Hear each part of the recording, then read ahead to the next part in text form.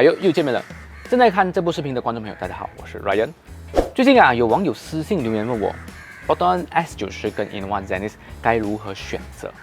这个问题我觉得是蛮不错一下啦，因此今天就为你们分析一下。当然，我还要加入一辆新车，那就是 Chery 的 Tiggo 8 Pro。因为这三辆车呢，它是我这几个月以来试到的6到7人座的 SUV 跟 MPV 新车，再加上它们的价位基本上很靠近。因此希望通过我之前所体验到的、我所看到的一些缺点，帮助正在考虑这3辆车的观众朋友更加容易做出一个选择。之后在我们开始今天视频之前，希望观众朋友可以支持我一下，点个免费订阅，还有开启你们的小铃铛，帮助我在今天达到1万个订阅。当然可以的话，也别忘多多支持我的 Facebook Page 在这边也先谢谢你们支持。OK 啦，这样的话就让我们开始今天的视频内容吧 ，Let's go。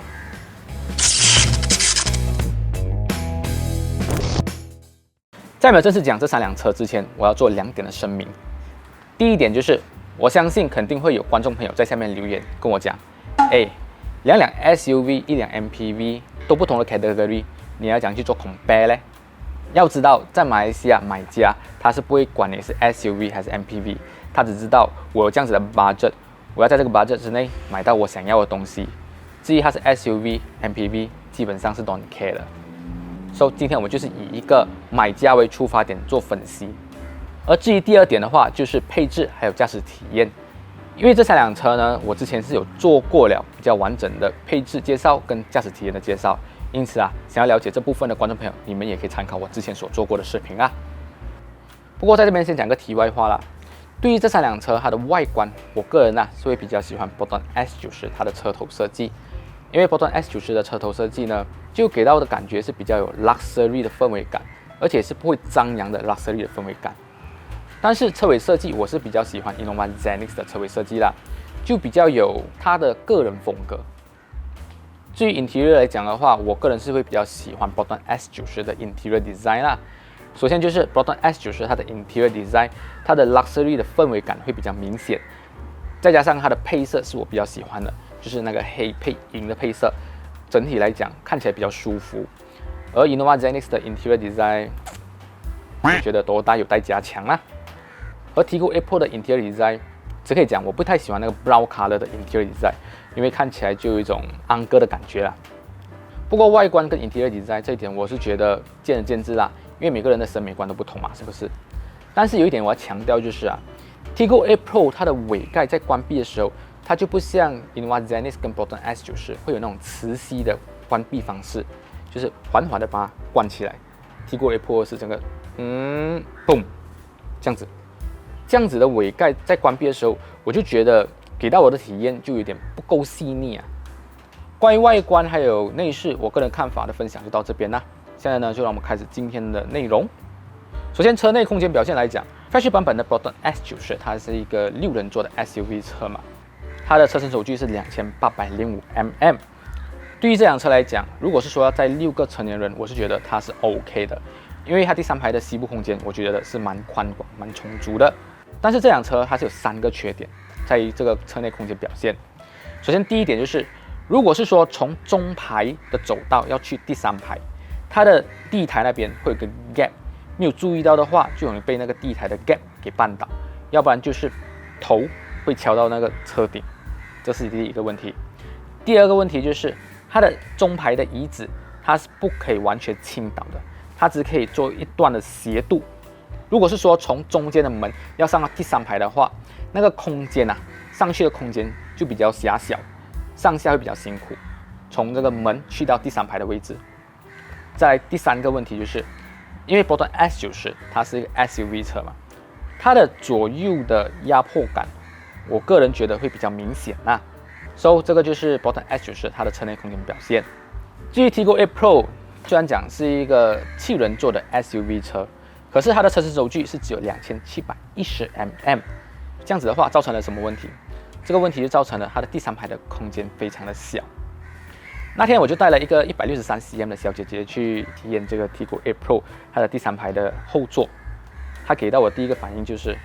哇，这个第3排的后座很小很难坐嘞。要想一下嘞，一个163 cm 的小姐姐都觉得这个第3排的后座都很难坐了，更何况我们这种170 cm 或者是180 cm 腿长的人不是更加的难坐？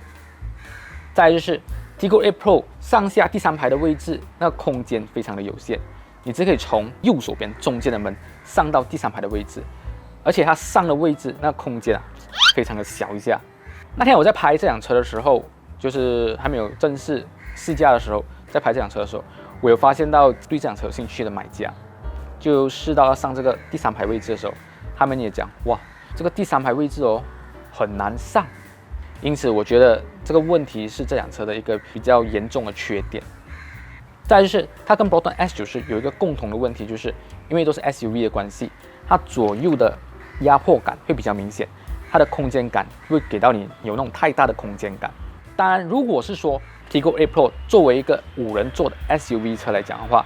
它的空间表现就真的是非常合格。但是这样子来讲，又讲回来一个问题如果我要一个5人座的 SUV 车，我不会去买一个 C segment 正式的5人座 SUV 车就好了。为什么要选择 Tiggo 8 Pro 呢？所以这一点来讲，我觉得这个车内空间表现就是一个 Tiggo 8 Pro 最大明显的短板啦。最后就是这个 Innova Zenix 现在我们马来西亚版本拥有的就是这个7人座汽油版本的 Innova Zenix 嘛，所以它是一个7人座的 MPV 车。它的车身轴距是有2850mm，所以这样的车身轴距造成了3排的空间都非常的宽广。像163cm 小姐姐坐下去都非常的 OK， 腿部空间也非常的 OK。再加上呢，它左右的空间就没有像 Proton S90跟 Tiggo 8 Pro 有明显的那种压迫感。我最喜欢的就是 Innova Zenix， 它的空间感真的是非常的宽广。这一点来讲，车内空间表现，我觉得是 Innova Zenix 的一个强项。动力来讲 ，Innova Zenix 2.0 NA Engine，Proton S90 1.5。3缸涡轮增压引擎搭配了48V 的Mild Hybrid， 然后 Tiggo 8 Pro 2.0 4缸涡轮增压引擎。所以这3台车来讲，我试驾过后 ，Tiggo 8 Pro 它的动力表现是我最满意的，不管是 pickup 也好，尾力都好，它390牛米的那个扭力真的是会上瘾，真的是会中毒。它不管是 Eco Mode 也好 ，Sport Mode 也好 ，Normal Mode 也好，它的动力表现就是源源不断，给到你很充足的动力表现。至于 Proton S90， 我个人觉得它起步是有力的，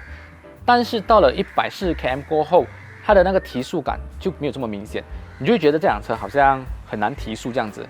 这一点可能因为这辆车它车重的关系，然后又用上1.5 3缸涡轮增压引擎，就可能让这辆车跑高速的时候、跑快的时候，我个人觉得就好像比较难去这样子啦。不要讲还有那个48V Mild Hybrid 啦，那48V Mild Hybrid 只是一个小小的辅助罢了啦。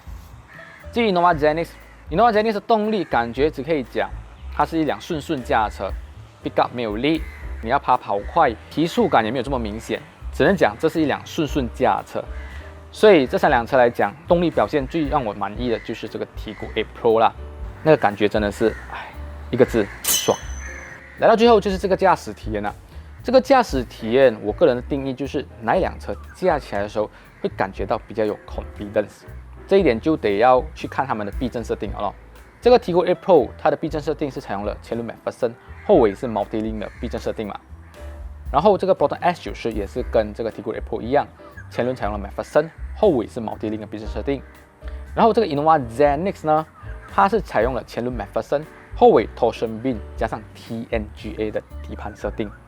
首先 Tiggo 8 Pro 它的驾驶的感觉，当我在过一些比较大的 roundabout 的时候，我会感觉到它的车身侧倾很明显，我会觉得这辆车它的 suspension setting 很没有 confidence。然后就是 Proton S90，Proton S90 在低速过一些 roundabout 弯的时候还 OK， 但是如果在跑快的时候遇到比较大的 curve 弯的时候，我会感觉到，为什么好像这个屁股好像不是很听话这样嘞？我一直必须要 control 我的 steering， 把这辆车已经拉进来这样子，就让我觉得在驾驶体验方面不够 confident 这样子，在跑快的时候至于 Innova Zenix， 我是觉得这3辆车里面，对于 body roll 的 control 也好，当高速过弯的时候那种 confidence 的感觉，这3辆车里面是让我最有信心的。这点可能是归功在于它的 TNGA 底盘的关系啦。虽然讲它是用上这个Torsion Beam可是这个 TNGA 底盘真的是对这个操控性太有帮助了。但是这个东西有一个缺点就是当你遇到一些路面不平的情况的时候，你就会觉得路面传来的那种坑洞那种反馈感就可能会比较明显，就比起前面2辆车来讲，来得更加的明显。所以这个就是这个 Innova Zenix 它的 TNGA 月底盘给到的一个缺点啦。但是以这3辆车来讲，驾驶的 confidence， 我个人是最喜欢这个 Innova Zenix 它的这个底盘设定。再来在这边再补充一点啊，就是这3辆车的科技辅助功能。虽然讲这3辆车呢都是拥有进阶式的安全功能，可是啊，这个 Proton S90它还多了几项的功能，像是远程开所有的窗口、远程 start 车。这个功能 Tiggo 8 Pro 也是有，可是这个 Proton S90还多了 Auto Parking 的功能。这个 Auto Parking 的功能是我用过，现在拥有这个 Auto Parking 功能里面的车子最强的、最好用的，自由度也是最高的。可能有些人讲啊，用这个 Auto Parking 功能park到来，我都 park 好了，后尾 jam 车了。可是要想一下，你可能很厉害 parking， 但是不代表别人也是很厉害 parking 的，是不是？有些司机他们的空间感真的是没有很好。他们的 parking skill 真的没有很 expert， 所以必须靠这些功能来辅助。好，讲了这么多，现在就让我们来总结一下这3辆车。如果是说啊，你们想要一辆动力非常强劲的 SUV， 只是有时需要载7个乘客的话，我当然是非常推荐这个 Chery 的 Tiggo 8 Pro。你觉得这个内饰的质感很重要，然后科技辅助可以帮助到你的话，这个 Proton S90就蛮适合你的。但是如果是说平时你可能很长时间需要载7个乘客的话，然后你想要一辆 ride and handling 很好的 MPV 车或者是 SUV 车，这个 Innova Zenix 呢是一个蛮不错的选择啦。当然，不管是什么车子，都是有它的缺点跟优点。至于如何选择，我个人建议还是你们要到这个 showroom 那边去一辆去体验看看。因为通过影片来讲，我是可以分享我所看到的，但是我所体验到的是不可以通过影片传达给你们的。因此，我个人建议你们还是要去到 showroom 那边一辆来去体验，这样子你们才可以做出一个比较适合你们的选择。OK 啦，今天的分享就到这里了。觉得这个视频有帮助到你的话呢，就不妨按赞分享一下，也希望你们支持我一下，订阅我的频道，还有开启你们的小铃铛。当然，也不用了多多支持我的 Facebook page 在这边也谢谢你们支持。这样的话，就我们下个星期的视频再见了，拜拜。